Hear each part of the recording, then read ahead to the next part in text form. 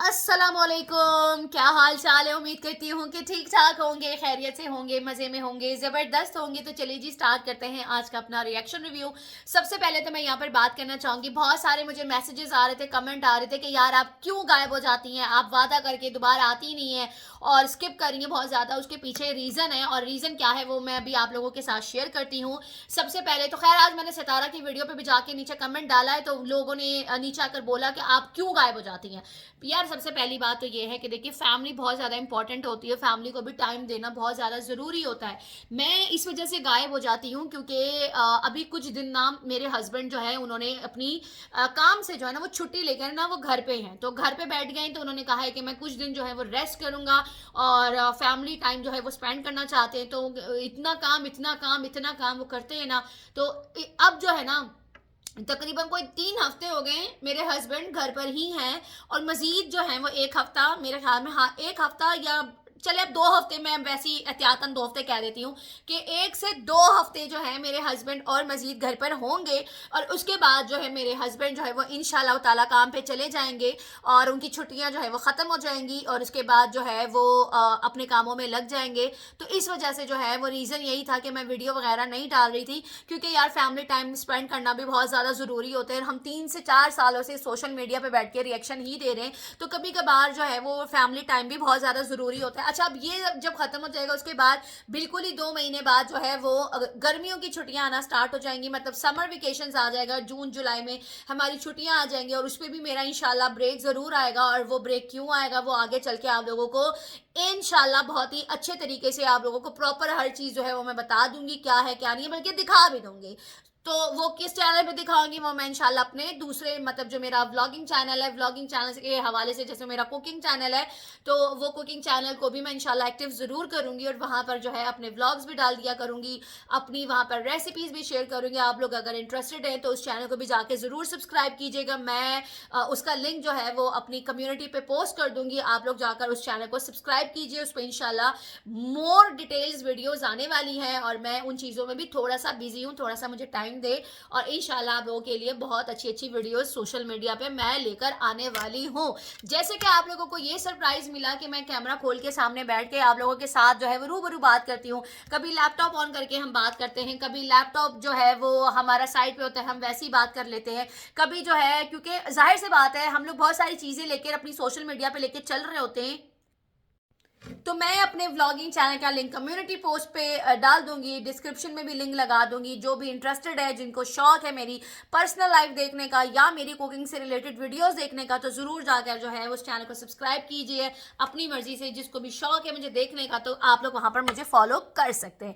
तो चले जी आज स्टार्ट करते हैं, बात करते हैं द वन एंड ओनली। सबसे पहले हम सितारा के ऊपर बात करेंगे। सितारा का आज वीडियो आया, कल भी उनका वीडियो आया था, नजमा आंटी से मिली। पहले तो हम लैपटॉप ऑन करते हैं, लैपटॉप की तरफ जाते हैं। सबसे पहले हम पासवर्ड डालते हैं, वेट हाँ चले जी लैपटॉप ऑन हो चुका है और सितारा के व्लॉग पे बात करेंगे। कल सितारा जो थी वो नजमा आंटी से मिली थी और नजमा आंटी के बाद आज जो है वो शाइस्ता आंटी से मिली और दोनों ही मेरी बहुत ज़्यादा फेवरेट है। अल्लाह ताला इन दोनों को हमेशा खुश रखे, शादाबाद रखे। नजमा आंटी वो औरत है जिसने सितारा के बहुत ही बुरे टाइम पे सितारा का साथ दिया, सितारा के साथ खड़ी हुई। एक टाइम था जब सितारा घर में अकेली होती थी, रोती थी और उसके पास कोई नहीं था। हम लोग सिर्फ सोशल मीडिया पे सपोर्ट करते थे, लेकिन नजमा आंटी एक वाहिद एक ऐसी शख्सियत थी, हमारी प्यारी नजमा आंटी। एक सेकेंड मैं आप लोगों को सितारा का व्लॉग जो है ना वो खोल के यहाँ पे दिखाती हूँ कि नजमा आंटी, मैं किसकी बात कर रही हूँ, कहाँ चले गई सितारा का व्लॉग। ये यहाँ पे मैं ज़रा खोलती हूँ। अच्छा मैं खोलना जो था वो भूल गई थी, मुझे था कि मैंने किसके ऊपर जो रिएक्शन देना था, मैंने उनका व्लॉग जो था वो खोल के सामने रखा था। ये तो शाइस्ता आंटी का व्लॉग है जो अभी आया है। खैर ये एड जो है वो आए हैं अभी। एक सेकेंड मैं यहाँ पर आप लोगों को दिखाती हूँ सितारा का। एक सेकेंड ये यहाँ पर मैंने व्लॉग जो है इनका खोल लिया है। एक सेकेंड मैं ज़रा ऊपर कर लूँ कैमरा, ऐसा सेटिंग बड़ा मुश्किल हो जाता है यार, कैमरे के साथ वीडियो बनाना बहुत ही ज़्यादा मुझे प्रॉब्लम करता है। लेकिन कोई नहीं, इंशाल्लाह आदत हो जाएगी। मुझे एक्चुअली में ना आदत नहीं है, कुछ लोगों को होती है आदत पर मुझे नहीं है इतनी आदत। तो यहाँ पर हमने सितारा का जो है वो पेज जो है वो खोल लिया है, आप देख सकते हो। यहाँ पर सितारा का मैंने खोल लिया है और अब यहाँ पर चलते हैं इनके वीडियोस की तरफ। वीडियोज़ में यहाँ पर बात करते हैं। ये रही हमारी प्यारी सी नजमा अंसारी, ये है नजमा आंटी, और ये जो है शाइस्ता आंटी का व्लॉग है। आज हम इस पे बात करेंगे। तो चले जी बात करते हैं। नजमा आंटी से सितारा मिली, मुझे बहुत अच्छा लगा, और नजमा आंटी बहुत ही प्यारी शख्सियत है। अल्लाह ताला उनको हमेशा अपने हिफ्ज़ व अमान में रखे। तो मुझे तो सितारा के कराची वाले व्लॉग्स जो हैं मुझे बहुत अच्छे लग रहे हैं। सितारा के जो कराची वाले व्लॉग्स हैं एक्चुअली में अलग ही लेवल पे जा रहे हैं। मुझे पर्सनली इनके गांव वाले व्लॉग्स, अब जो ये कराची जाती हैं ना, पता नहीं बहुत अच्छे मुझे लगते हैं इनके व्लॉग्स। अच्छा, वहाँ पे ना मैंने वीडियो बनाई थी तो मैंने नागिन चौरंगी का जिक्र किया था, तो नजमा आंटी ने आकर बोला कि अच्छा वर्दा आपको नागिन चौरंगी के बारे में भी पता है। उन्होंने नीचे कमेंट डाला हुआ था। बिल्कुल मुझे पता है, काफ़ी कुछ पता है मुझे कराची के बारे में, इस्लामाबाद के बारे में, लाहौर के बारे में, पेशावर के बारे में, मुझे बहुत सारी नॉलेज है। और अगर आप ये कह लें कि मैं घूमी हूँ, मैंने सारा पाकिस्तान देखा हुआ है, तो ये भी आप कह सकते हो।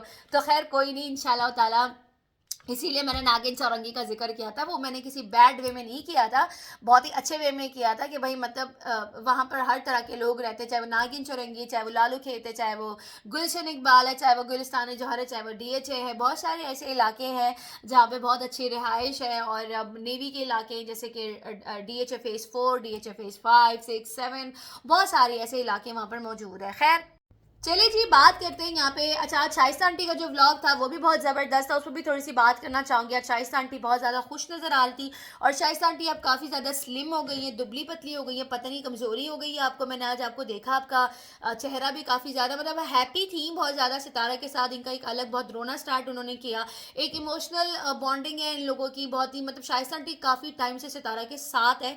अच्छा, वो कराची में थे लेकिन उनके व्लॉग्स वगैरह देखती थी, उनके कमेंट्स वगैरह करती थी, लेकिन उनके घर पे उनका आना जाना नहीं था। सितारा का आना जाना पिछले 2 साल से हुआ है इनका। सितारा और शाइस्ता आंटी का आना जाना, वैसे आना जाना नहीं, मतलब मीटअप पे शाइस्ता आंटी मिली थी और उसके बाद इनकी काफ़ी अच्छी बॉन्डिंग हुई। सितारा ने बहुत अच्छे तरीके से शाइस्ता आंटी को जो है वो बताया कि वो मेरे साथ मतलब छोटी छोटी शॉपिंग जैसे एक माँ करती है ना अपनी बेटी के लिए, वैसी शाइस्ता आंटी भी सितारा का ख्याल रखती है। और नजमा आंटी तो बिल्कुल ही फैमिली मेम्बर की तरह ही हैं, और जिस किसी की बर्थडे वगैरह होती है, कुछ भी होते हैं, तो नजमा आंटी का केक जो है ना वो सबसे पहले नंबर पे जाता है इनके डोर पे। खैर ये थी हमारी प्यारी प्यारी आंटीज़ के लिए थोड़ी सी गुफ्तगू जो कि मैंने करनी थी। अब चलते हैं यहाँ पे हाजी साहब पे। हाजी साहब का वीडियो है, मैं इनको हाजी साहब क्यों बोल रही हूँ, उन्होंने अपना टाइटल लगाया हुआ है। थोड़ी सी हाजी साहब की वीडियो पे बात करते हैं।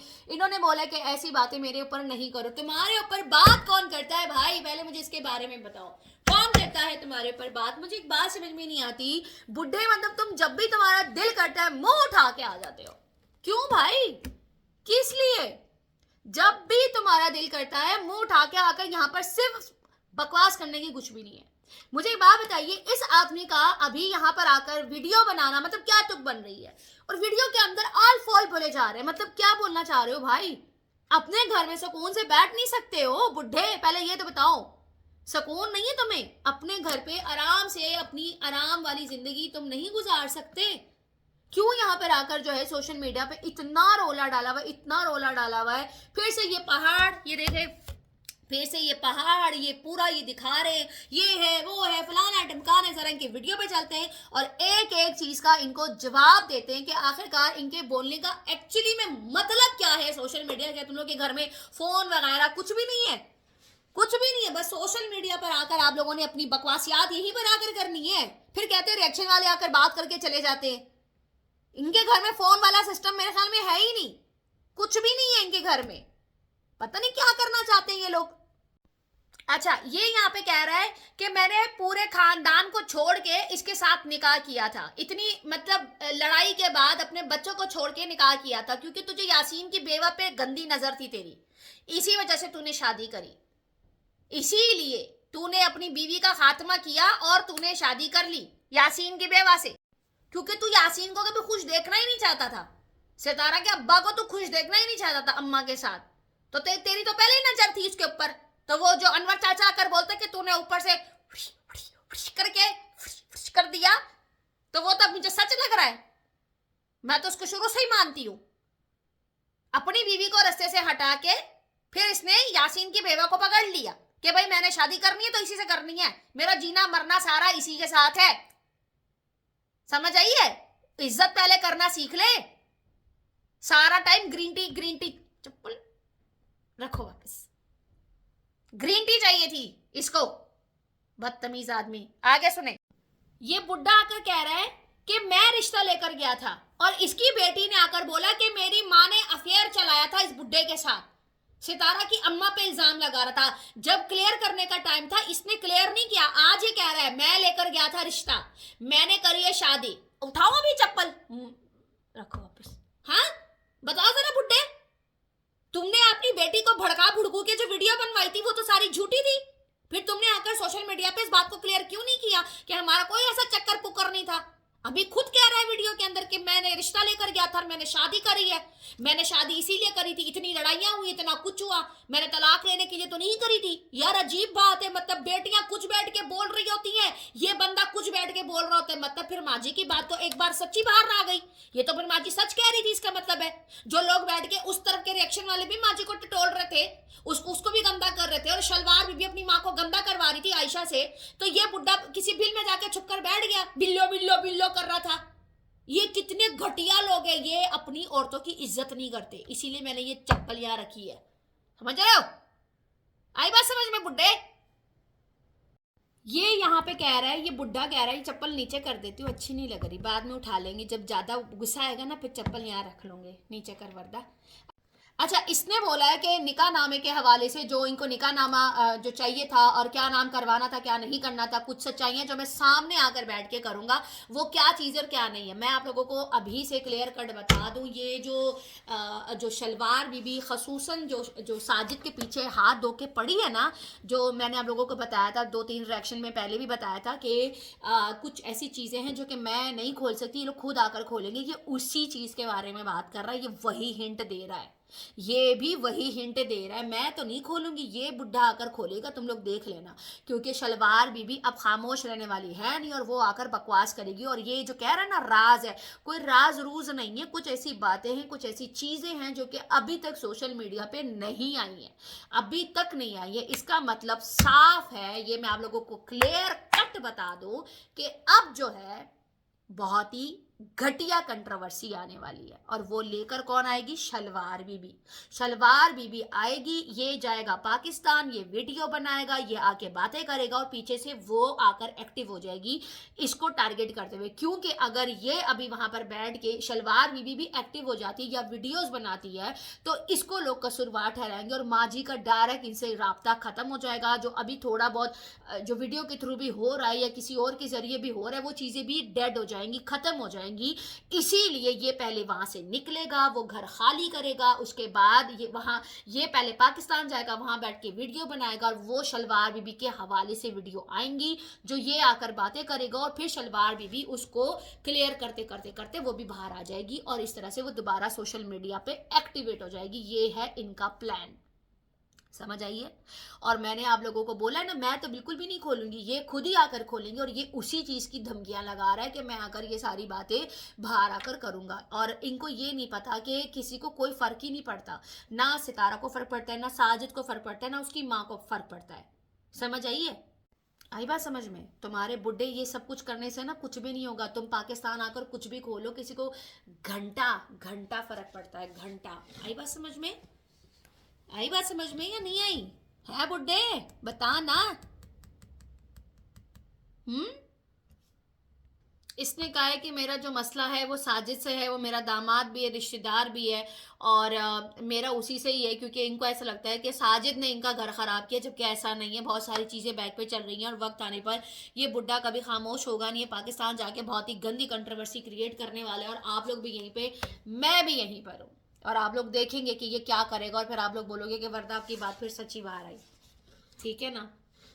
बहुत ही घटिया आदमी है ये, बहुत ही घटिया आदमी। मतलब कोई भी ऐसी चीज़ जो अभी भी बैक पे चल रही है या छुपी हुई है या लोग बाहर नहीं लाना चाह रहे, तो अब ये शलवार बीबी की दोबारा जो एंट्री होगी ना वो इसी चीज़ों पे होगी।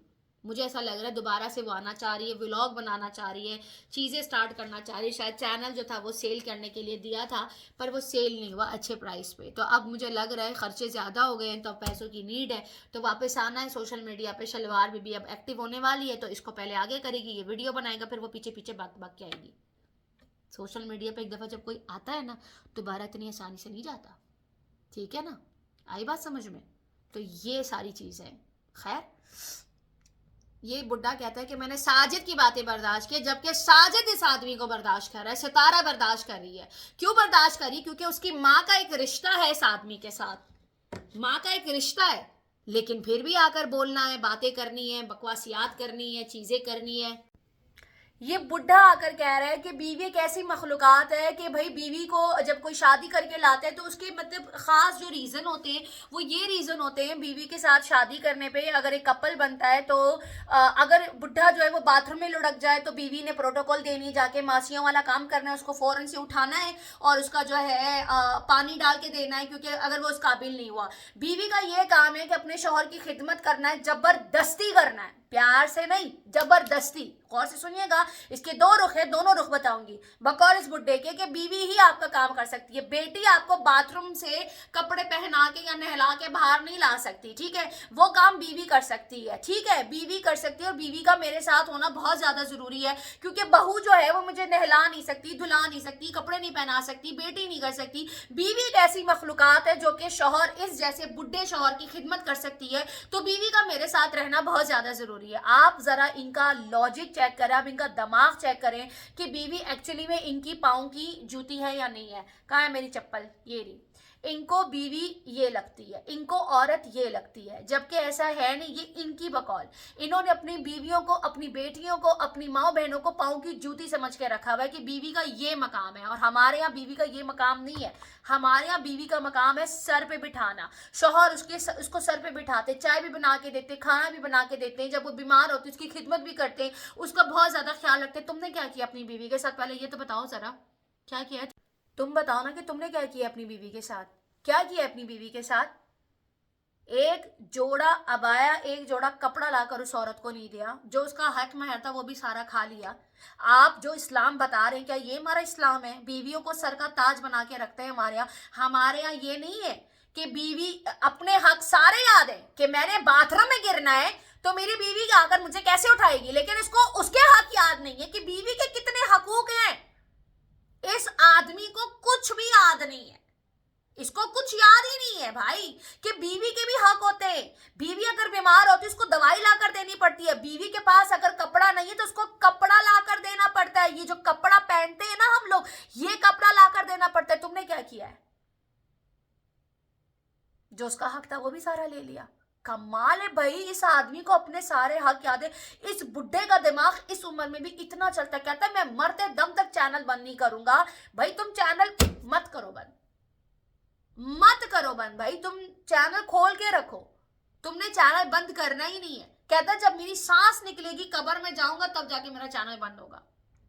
तो भाई दुआ करो जल्दी इसकी सांस निकल जाए, क्योंकि जब तक इसकी सांस नहीं निकलेगी इसका चैनल बंद नहीं होगा। और सारे दुआ करो कि अल्लाह ताला इसको इस दुनिया से रुखसत कर दे, क्योंकि इसको अपनी बीवी को बुलाना है, अपने पास रखना है। अपने ये यहाँ पे बीवी को यहाँ नहीं बिठाएगा, इधर नहीं बिठाएगा। ये बीवी को एक्चुअली में जूता समझता है। ये समझता है। वो कहता है मैं मरते दम तक तलाक नहीं दूंगा। तो तू इसी तरह बिना तलाक के तू तड़पता रहे, वो नहीं आएगी तेरे पास। अगर वो चली भी जाती, मेरा वो नहीं है। ये आदमी माँ जी को सिर्फ नौकरानी समझता है। नौकरानी किस तरह घर में होनी चाहिए, किस तरह खाना बनाना चाहिए, किस तरह बाथरूम से इसको उठा के लाना चाहिए। भाई तुम गिरते हो तो मैं कहती हूँ कल गिरते हो तो आज ही गिर जाओ। ऐसा बंदा धरती पे सिर्फ बोझ ही है। ऐसी ऐसी बातें आ रही है ना जुबान पे कि जिसकी कोई हद ही नहीं है।